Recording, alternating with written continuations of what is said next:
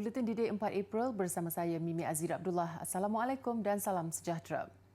Sesi persekolahan secara bersemuka bagi peringkat menengah bermula hari ini di 4 negeri iaitu Johor, Kedah, Kelantan dan Terengganu.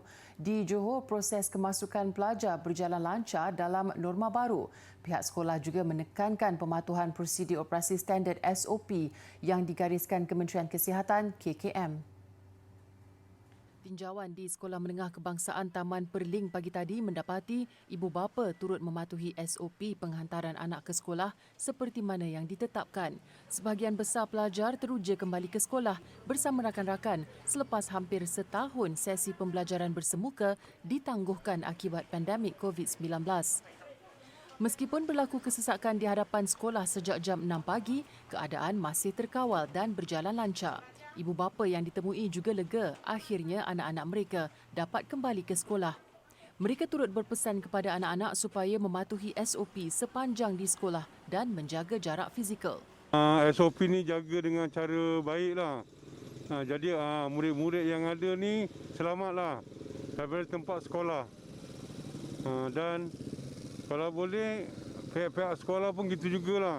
Jangan abaikan anak murid lah. Jadi saya sebagai orang tua, jadi saya senanglah, tak payahlah kata orang nak saya ni kena jaga dia. Kalau boleh biarlah sama-sama jaga SOP ni. Saya rasa memang gembira lah sebab anak-anak saya dah mula sekolah balik. Dulu tertangguh, kami ibu bapa risau. Mungkin anak kami akan ketinggalan, mungkin macam dulu. Kami semua belajar kan penuh 1 tahun untuk SPM. Di Johor, sesi persekolahan bersemuka membabitkan 906 sekolah rendah dan 283 sekolah menengah di seluruh negeri. Menurut Menteri Kanan Pendidikan Datuk Dr. Razzie Jidin, secara keseluruhan lebih 5 juta murid di seluruh negara termasuk pelajar sekolah menengah kembali ke sekolah pada hari ini dan esok. Turut memulakan sesi persekolahan bersemuka hari ini ialah pelajar Sekolah Menengah Agama Arab An-Nur di Benut Pontian, Johor. Proses kemasukan semula 380 pelajar yang tinggal di asrama sekolah itu berjalan lancar semalam sambil dipantau rapi guru bertugas. Pendaftaran masuk dibahagikan kepada 2 sesi iaitu sesi pertama jam 8 hingga 10 pagi untuk menengah atas, manakala sesi kedua 11 pagi hingga 1 tengah hari untuk menengah rendah. Pelajar dan ibu bapa dimaklumkan lebih awal mengenai perjalanan proses pendaftaran secara dalam talian oleh guru kelas masing-masing. Justru proses kemasukan semua pelajar semalam berjalan lancar. Ibu bapa dan penjaga hanya dibenar menurunkan pelajar di luar pagar sekolah dan tidak dibenar memasuki perkarangan sekolah. Kaedah yang kami gunakan untuk sesi pendaftaran murid tingkatan 1 hingga tingkatan 5 ialah secara drive-thru, di mana ibu bapa tidak dibenarkan keluar daripada kereta, hanya anak jagaannya iaitu murid sama ada tingkatan 1 hingga tingkatan 5 turun dari kereta dan barang-barang mereka kita akan minta pertolongan daripada guru dan staf yang bertugas untuk mengangkat barang mereka bawa ke asrama. Tambahnya, 50 guru dan kaki tangan sekolah bertugas dalam 2 kumpulan untuk memastikan kelancaran kemasukan pelajar. Pelajar tingkatan 5 juga menghulurkan bantuan membantu pelajar tingkatan 1 mendaftar masuk buat kali pertama di bilik asrama masing-masing. Alhamdulillah sebab dah lama tak dapat hadir ke sekolah, tak dapat belajar kat sekolah. Dah berbulan-bulan dah kena belajar PDPR dekat rumah. So hari ni dapat kembali ke sekolah, rasa gembira lah, rasa seronok. Tadi pun sesi pendaftaran tadi pun berjalan lancar. Guru-guru memang membantu lah, memang komited membantu pelajar-pelajar. Alhamdulillah bersyukurlah kita dapat kembali ke sekolah, dapat belajar bersemuka bersama guru-guru.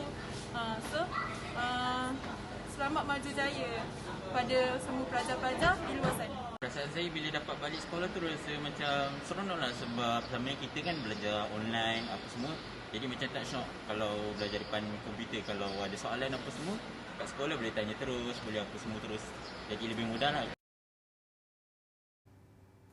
Dalam pada itu, di Sarawak, semua sekolah rendah dan menengah di daerah Sibu akan memulakan sistem penggiliran kelas esok bagi mengekang penularan COVID-19 di sekolah. Menteri Muda Pendidikan dan Penyelidikan Teknologi Sarawak Dr. Anwar Rapai berkata langkah itu diambil selepas mengambil kira faktor keselamatan dan kesesakan pelajar ketika berada di sekolah. Kalau dulu dua minggu lepas sebelum cuti, semua pelajar turun. Tapi disebabkan berlakunya kes, jadi kita cuba nak mengurangkan pelajar-pelajar di sesuatu masa.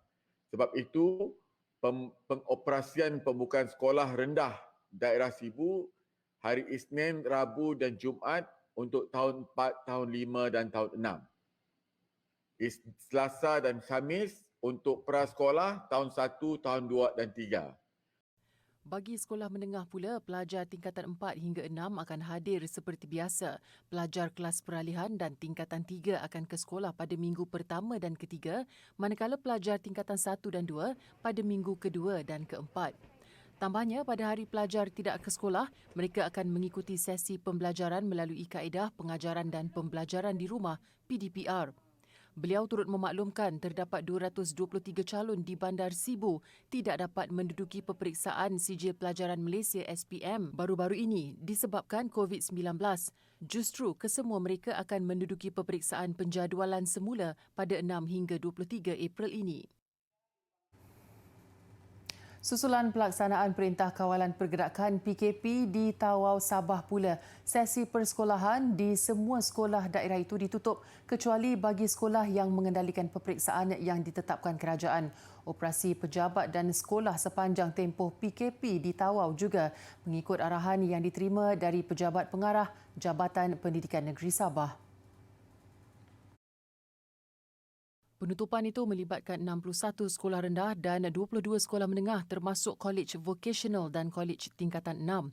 Bagi guru-guru yang terlibat sebagai pengawas peperiksaan di sekolah dibenarkan hadir dengan kebenaran ketua jabatan. Manakala guru yang tidak terlibat perlu melaksanakan aktiviti pengajaran dan pembelajaran dari rumah PDPR.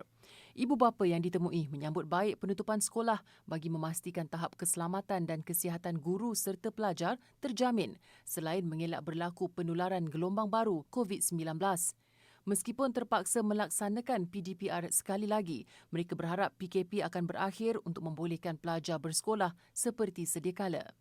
Jabatan Pendidikan Sabah telah pun mengarahkan, ada surat sudah dihantar kepada isteri saya mengatakan bahawa pembelajaran dihentikan untuk seketika dan secara alam maya, iaitu di online.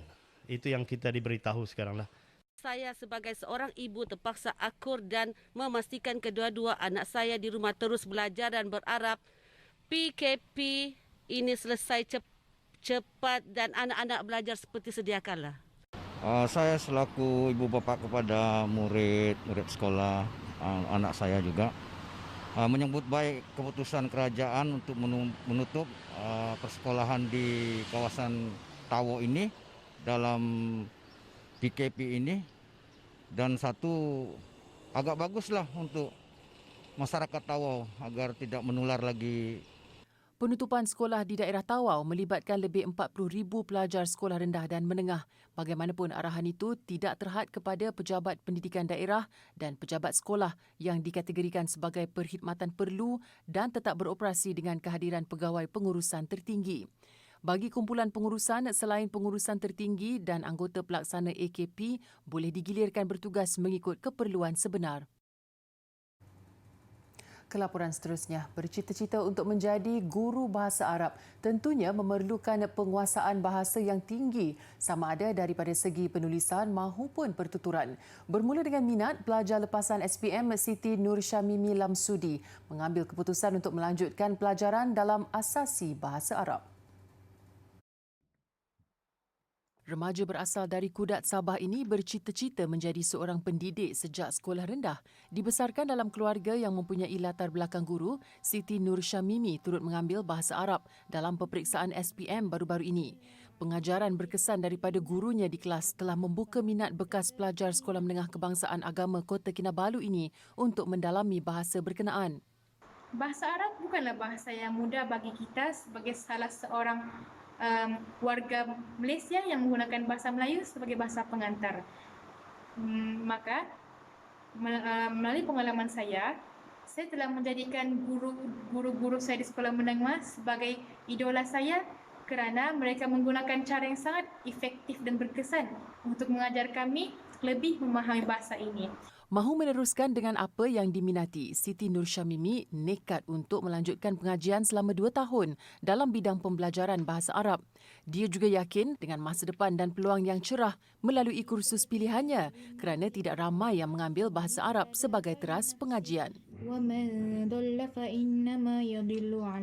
Selepas mengikuti program-program Hala 7, mendengar nasihat daripada kaunseling dan sokongan daripada ibu bapa, saya telah memilih untuk sambung pembelajaran saya ke bidang bahasa, iaitu saya memilih untuk mengambil asasi bahasa Arab.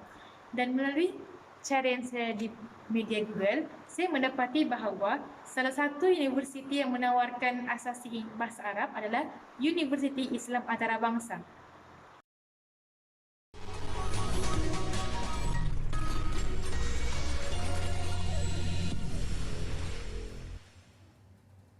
Bertemu kembali. Pelajar lepasan pendidikan teknikal dan latihan vocational TVET dari College Community serta Politeknik mempunyai kebolehpasaran kerja yang tinggi sehingga mencecah 98% setiap tahun.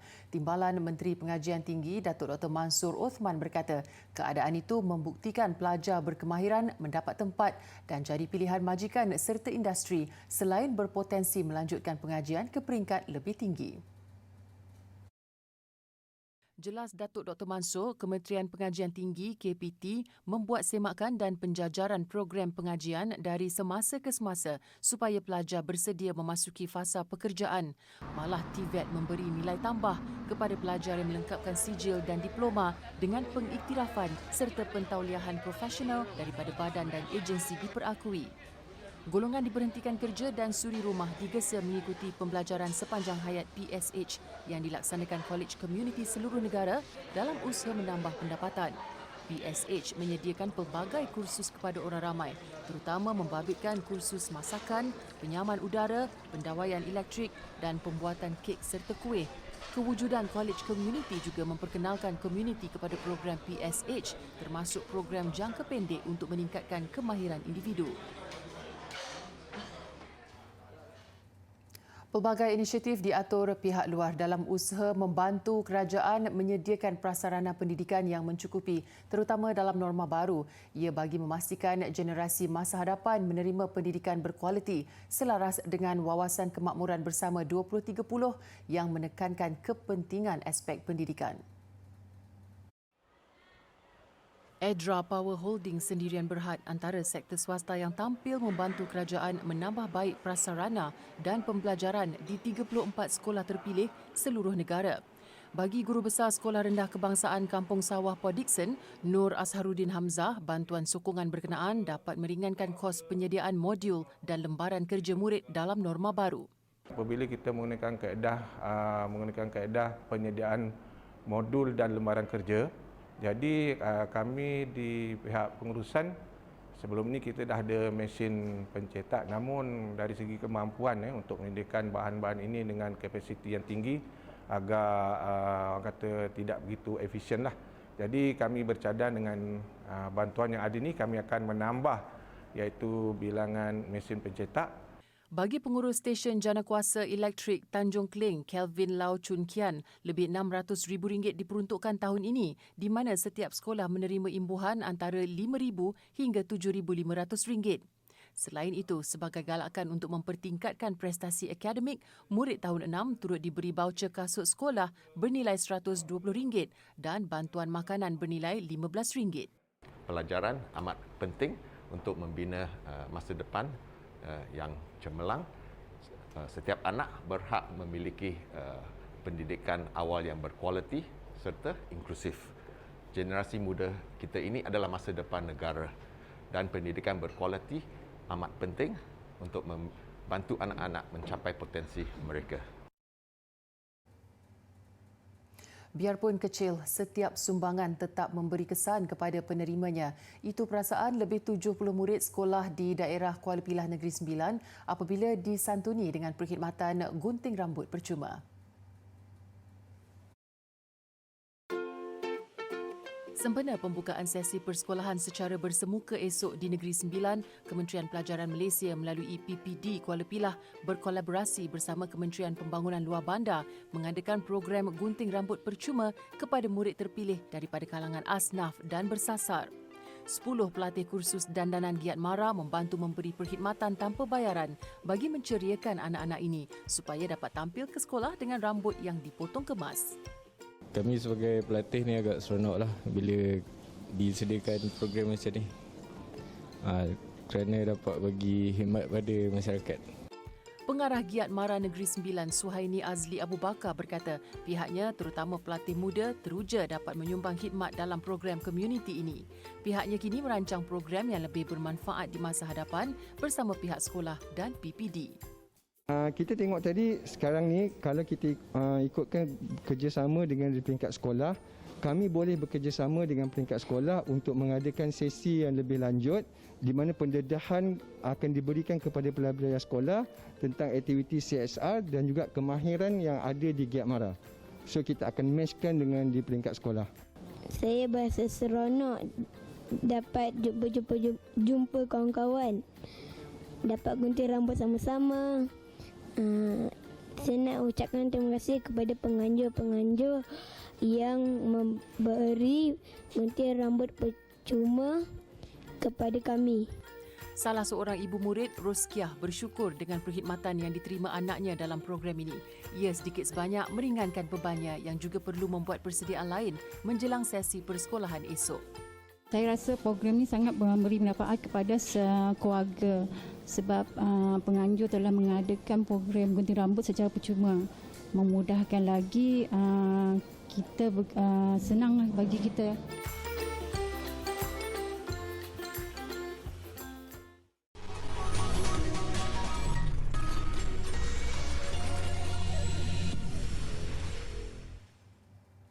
Masih bersama Buletin Didik, 22 mumia Fir'aun dan kerabat diraja Mesir diarak sepanjang jalan dari Tengah Kahirah menuju selatan ibu negara itu. Perarakan gilang gemilang itu turut memaparkan kekayaan warisan serta budaya Mesir purba yang terkenal di seluruh dunia. Perarakan bermula dari Muzium Lama Mesir berhampiran dataran Tahrir menuju Muzium Nasional Tamadun Mesir di daerah Fustat. Kesemua mumia diarak menggunakan truk yang dihiasi dengan ciri-ciri tamadun Mesir purba. Antara yang dibawa, Fir'aun paling terkenal Ramses II dan satu-satunya Fir'aun wanita Hatshepsut. Kesemua mumia ini dipercayai ditanam 3,000 tahun lalu di Lembah Raja-Raja dan mula diekskavasi pada kurun ke-19. Kawalan keselamatan turut diperketatkan sepanjang perjalanan dengan beberapa laluan ditutup kepada umum. Setibanya di muzium baru, hanya 20 mumia akan dipamerkan kepada umum manakala bakinya akan disimpan.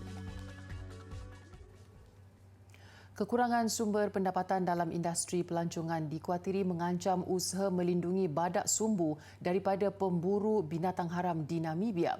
Badak sumbu hitam dikategorikan sebagai spesies terancam dengan hanya kurang 6,000 ekor terdapat di negara itu. Kebanyakan haiwan ini dilindungi oleh pihak swasta atau individu yang turut bergantung kepada hasil kutipan pengunjung di lokasi tempat perlindungan haiwan mereka. Dengan kekurangan pendapatan, operasi pemantauan ke atas badak sumbu ini terpaksa dikurangkan. We are withdrawing from certain farms because of the financial impact, and that leaves the rhinos up for grabs. I mean, and we are seriously concerned about the fact that the poaching will pick up soon again, and because of the fact that the anti-poaching units will step down. Badak sumbu diburu kerana tanduknya yang sering digunakan dalam pembuatan ubat-ubatan tradisional, terutama oleh masyarakat Asia. Dakwa aktivis haiwan ini, tanduk badak sumbu mempunyai keratin yang sama seperti rambut manusia, tetapi tidak mempunyai unsur protein yang boleh digunakan untuk tujuan perubatan. Anggapan salah itu katanya menyebabkan harga tanduk badak sumbu melonjak sehingga $60,000 atau lebih RM240,000 sekilogram di pasaran gelap. Baiklah, buah oren pahit biasanya jarang dimakan begitu saja. Di Sevilla, Spanyol, ada kalanya buah dari 50,000 pokok oren pahit dibiarkan berguguran.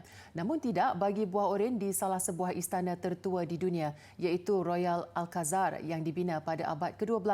Buah-buah di sini dipetik khas untuk dimasak bagi santapan Ratu Elizabeth di England. Di tanah istana berkeluasan 0.7 hektar ini, terdapat kira-kira lebih 1,000 pokok oren. Ada di antaranya dikatakan berusia lebih 1,000 tahun. Di sini, buah-buahan dipetik dan diberikan kepada Duta Britain ke Spanyol, Hugh Elliot. Lebih manis, ia dimasak sendiri oleh Elliot menggunakan resepi tradisi keluarganya untuk dijadikan jam marmalade. Sin duda, el Reino Unido, Francia, son países que tienen y mandan muchos visitantes a España y a Sevilla en concreto, y de alguna manera lo que hacemos es conectar los sabores, sus gustos, las experiencias que viven cuando vienen a visitarnos, también con lo que hacen cada día, por ejemplo, desayunar con mermelada. Jam ini kemudian dibotolkan sebagai hadiah kepada Ratu Elizabeth. Selain jam, oren-oren ini juga digunakan untuk memasak makanan lain seperti pastry. Menurut sejarah, buah oren pahit ini dibawa ke Spanyol oleh pedagang Arab kira-kira 1,000 tahun yang lalu.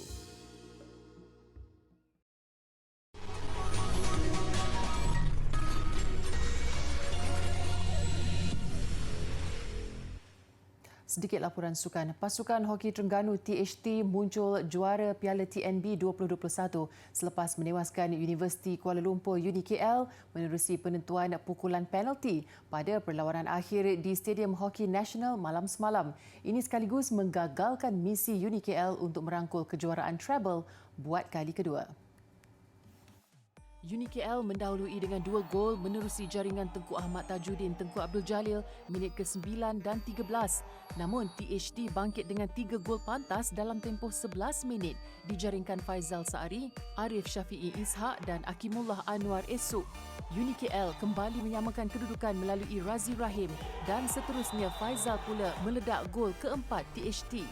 Bagaimanapun, Ashran Hamsani mengheret perlawanan ke penentuan shootout apabila sempat menjaringkan gol keempat UniKL 9 minit sebelum tamat permainan. Dalam penentuan penalti shootout, 2 percubaan Sharmat Makti dan Nur Firdaus Rosdi mengesahkan kemenangan THT dengan keputusan 2-0. Dominasi UniKL yang telah memenangi 3 kejuaraan tahun lalu ditamatkan selain 2 gelaran musim ini iaitu Piala Sumbangsih dan Liga Hoki Malaysia.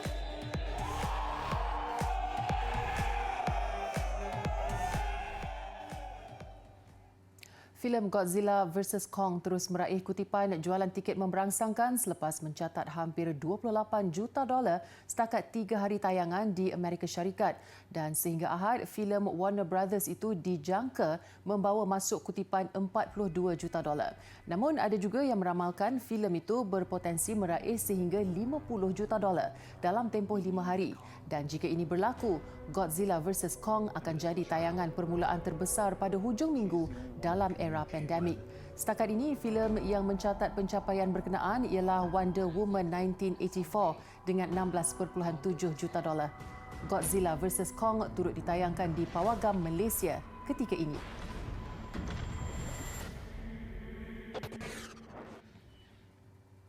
Persembahan angklung daripada 1,500 petugas kesihatan dan pesakit COVID-19 di Jakarta, Indonesia mengakhiri buletin didik malam ini. Saya Mimi Azira Abdullah. Salam hormat dan selamat malam.